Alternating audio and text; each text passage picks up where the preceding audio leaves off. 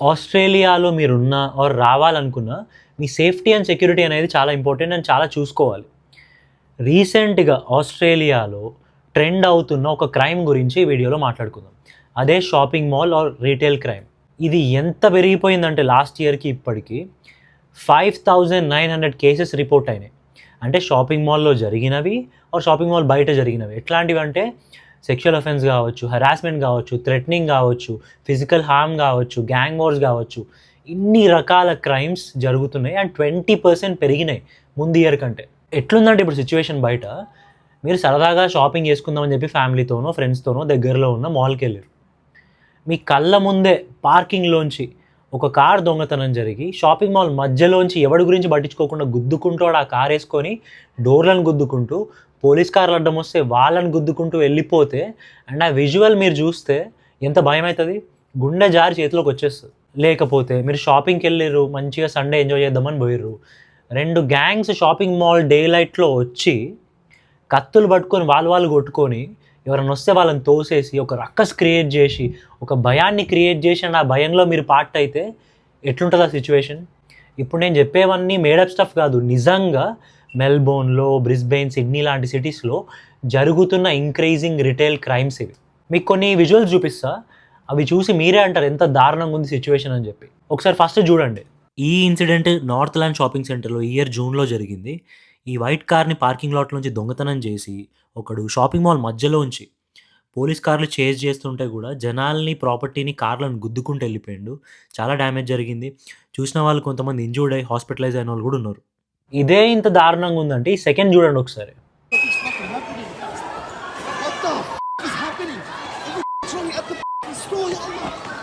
ఈ incident బ్రాడ్మీడో shopping సెంటర్లో అక్టోబర్లో జరిగింది. గన్ షాట్స్ సౌండ్ విని గ్యాంగ్స్ కత్తులతో కొట్టుకోవడం చూసి జనాలు వాళ్ళని వాళ్ళు కాపాడుకోవడానికి భయంతో బయటికి పరిగెత్తారు. 2 గ్యాంగ్స్ కత్తులతో పబ్లిక్‌గా డే లైట్‌లో ఘోరంగా కొట్టుకున్నారు. పోలీసులు అక్కడికి వచ్చేసరికి వాళ్ళందరూ అక్కడి నుంచి వెళ్ళిపోయారు. మనం అనుకోవచ్చు షాపింగ్ మాల్స్‌లో సెక్యూరిటీ ఉంటారు కదా, వాళ్ళేం చేస్తున్నారని చెప్పి. ఒక షాపింగ్ మాల్‌లో ఎంత దారుణమైన ఇన్సిడెంట్ జరిగిందంటే, ఈ ఇష్యూ రీసెంట్‌గా నాక్స్ షాపింగ్ సెంటర్‌లో జరిగింది. ఈ సెక్యూరిటీ గార్డ్ ఆయన పైన ఆయన చేసుకుంటుండు పాపం. టీనేజర్స్ చాలా అన్‌ప్రెడిక్టబుల్ ఉంటారు ఇక్కడ. క్రైమ్ వాళ్ళ వల్ల చాలా పెరుగుతది. మైండ్ మెచ్యూర్ ఉండదు. ఎట్లా కొట్టిర్రు చూడండి. చూసారు కదా, ఈ రేంజ్‌లో జరుగుతున్నాయి రీటైల్ క్రైమ్స్ అనేవి. పోలీసులు లేరా, రావట్లేదా అంటే 90% క్రైమ్స్‌లో పోలీసులు వచ్చేలోపే ఎవరైతే ఆ సీన్ క్రియేట్ చేస్తున్నారో, కత్తులు పట్టుకొని తిరుగుతున్నారో వాళ్ళు వెళ్ళిపోతారు అక్కడి నుంచి. కొంతమంది దొరుకుతున్నారు, కొంతమంది జైలుకెళ్ళి బెయిల్ మీద బయటకు వచ్చేస్తున్నారు. అండ్ చాలా వరకు ఇలాంటి క్రైమ్స్‌లో వాడే వెపన్ రాజమౌళి సినిమాలో వెపన్లా ఉంటుంది, అది దాన్ని మెషేటీ అంటారు. ఫనియస్ట్ థింగ్ ఏంటంటే రీసెంట్‌గా ఆస్ట్రేలియాలో ఈ వెపన్ని బ్యాన్ చేశారు. ఎవరి దగ్గర ఉన్నా కూడా తెచ్చిచ్చేయాలని చెప్పారు, డెడ్ లైన్ పెట్టారు. ఇప్పటి నుంచి ఆ డేంజరస్ వెపన్ పట్టుకొని ఎవరైనా ఎక్కడైనా కనిపిస్తే వాళ్ళకి $47,000 ఫైన్, లేదంటే 2 years జైల్. ఇది రీసెంట్గా పాస్ అయిన లా. అయినా సరే ఈ రేంజ్లో జరుగుతున్నాయి క్రైమ్. ఈ షాపింగ్ మాల్ క్రైమ్ అనేది ఏ రేంజ్లో ఉందో మీకు ఇంకొంచెం బెటర్ ఐడియా రావడానికి రీసెంట్ మెల్బోర్న్ మాత్రమే కన్సిడర్ చేసి ఒక 13 షాపింగ్ సెంటర్స్కి సంబంధించిన క్రైమ్ ఇన్ఫర్మేషన్ చూద్దాం. ఒకసారి టేబుల్ చూడండి. ఇవన్నీ షాపింగ్ సెంటర్స్ పేర్లు మీకు ఫెమిలియర్ అయ్యే ఉంటాయి, మీరు మెల్బోర్న్లో ఉంటే వెళ్ళుంటారు కూడా. వీటిలలో మన లొకాలిటీలో మన చుట్టుపక్కల జరుగుతున్న క్రైమ్స్ ఇవి రిపోర్ట్ అయినాయి మాత్రమే. స్టార్టింగ్లో చెప్పినట్టు 5,900+ క్రైమ్స్ రిపోర్ట్ అయినాయి. అవ్వనివి ఇంకా చాలా ఉన్నాయి. చాలామంది ఇండియన్స్ ఆర్ తెలుగు వాళ్ళు వెల్ సెటిల్డ్ ఉన్నారు ఇక్కడ ఫ్యామిలీస్ తోటి. జరగరాని ఇన్సిడెంట్ ఏదైనా జరిగిందంటే ఇండియాలో ఉన్న వాళ్ళు ఎంత బాధపడతారు, వీళ్ళు ఎంత బాధపడతారు. మన ఫ్యామిలీకి సంబంధించి ఎవరికైనా జరిగినా, మనకే జరిగితే ఆ ఎగ్జాక్ట్ బాధ, నొప్పి మనకు తెలుస్తుంది. న్యూస్లో చూసినప్పుడు అనుకుంటాం అయ్యో అని చెప్పి, లేకపోతే షేర్ చేస్తాం ఎవరికన్నా. కానీ నిజంగా మనకి బాగా కావాల్సిన వాళ్ళకి జరిగితే మాత్రం ఆ బాధ మామూలుగా ఉండదు.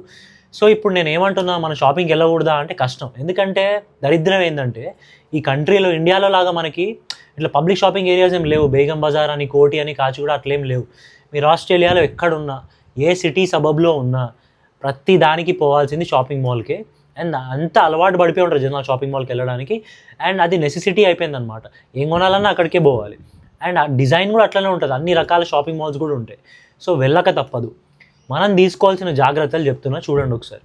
మీరు మీ ఫ్యామిలీతో వెళ్తే అండ్ వెళ్ళినప్పుడు ఇట్లాంటి ఏదైనా ఇన్సిడెంట్ జరిగితే ఫస్ట్ ఆఫ్ ఆల్ ఒక సెక్యూర్ జోన్కి వెళ్ళిపోండి. మీ ఫ్యామిలీని సెక్యూర్ చేసుకోండి. ఏదైనా షాప్ ఉంటే లోపలికి వెళ్ళి లాక్ చేసుకోండి. అంతేగాని వీడియోలు తీద్దాం, అక్కడ ఏమవుతుందని చెప్పి ఉరుక్కుంటూ వెళ్తే ఆ చేతిలో కత్తున్నోడు మెంటలీ స్టేబుల్ ఉండొచ్చు, ఉండకపోవచ్చు, వాడు ఏం చేస్తాడో కూడా తెలియదు. పోలీసులు వస్తుండొచ్చు, తర్వాత గవర్నమెంట్ తీసుకునే స్టెప్స్ తీసుకుంటే, కానీ మన జాగ్రత్తలో మనం ఉండాలి కదా. మీరు ఏదైనా వాల్యుబుల్ ఐటమ్ షాప్ చేస్తే అది ఎన్‌క్లోజ్డ్ పెట్టుకోండి. మీకు క్లోజ్ పెట్టుకోండి. దగ్గర పెట్టుకోండి అది. ఇట్లా గాలికి ఎగరేసుకుంటూ తిరగకండి. అది కూడా ఇండికేషన్ ఇచ్చినట్టే ఉంటది. నా దగ్గర ఏదో వాల్యుబుల్ ఐటమ్ ఉంది అని చెప్పి. మనం మర్చిపోకూడని విషయం ఏందంటే ఇది ఇండియా కాదు. మన ఫ్యామిలీ మెంబర్స్ చాలామంది దగ్గరలో లేరు. మనకి హెల్ప్‌కి టక్కన అందరూ వస్తారన్న గ్యారంటీ లేదు. సో మన సేఫ్టీ, మన ఫ్యామిలీ సేఫ్టీ మనమే చూసుకోవాలి. హెడ్‌ఫోన్స్ పెట్టుకొని మాల్ మొత్తం తిరిగే ముందు అప్పుడప్పుడు తీసి చూడండి చుట్టుపక్కల నాయిస్ ఏమైనా అయితుందా? గొడవ ఏమన్నా అయితుందా? గ్యాంగ్ వార్స్ అవ్వచ్చు. ఏమన్నా జరగొచ్చు. ఈ రేంజ్‌లో డే లైట్‌లో ఇన్సిడెంట్స్ అయితున్నాయంటే మీరు అర్థం చేసుకోండి. నెక్స్ట్ థింగ్ మాక్సిమం ట్రై చేయండి లేట్ ఈవినింగ్ షాపింగ్స్ అవాయిడ్ చేయడానికి. Especially Friday nights. నాకు ఫ్రీడమ్ లేదా అంటే ఉంది. క్రైమ్ చేసేటోడికి కూడా ఫ్రీడమ్ ఉంది. ఇట్లాంటివి జరుగుతున్నప్పుడు మన జాగ్రత్తలో మనం ఉండాలి కాబట్టి let's try to avoid. Day light షాపింగ్కి వెళ్ళండి. మిడ్ డే మార్నింగ్ చేసుకోండి. ట్రై అయితే చేయండి.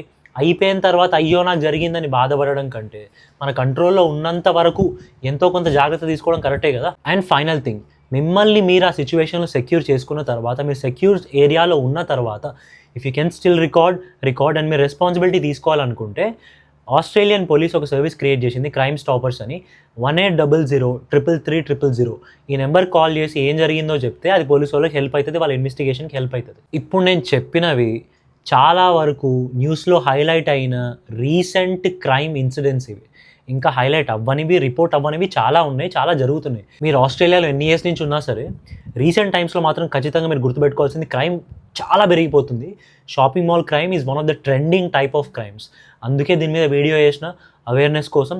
మీరు కూడా మీకు తెలిసిన వాళ్ళు ఆస్ట్రేలియాలో ఉన్నా వారు అక్కడికి వెళ్ళబోతున్నా వాళ్ళకి వీడియో షేర్ చేయండి. ఇప్పుడు నేను చెప్పిన సబర్బ్స్ కానీ షాపింగ్ మాల్ పేర్లు కానీ ఇక్కడ ఉన్న వాళ్ళకి చాలా ఫెమిలియర్ అవి. అండ్ అంత ఫెమిలియర్ ఉన్నా కూడా ఇంత క్రైమ్ జరుగుతుంది ఈ రేంజ్లో 6,000 క్రైమ్లు రిపోర్ట్ అవుతున్నాయి సంవత్సరానికి అని చెప్పి వాళ్ళకి తెలియకపోవచ్చు. So do share, take the responsibility, awareness spread చేయండి. వీడియో నచ్చితే లైక్ చేయండి, షేర్ చేయండి, సబ్స్క్రైబ్ చేయండి. And if you can share and spread the message.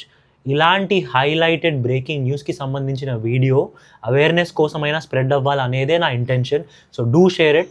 Thanks for watching.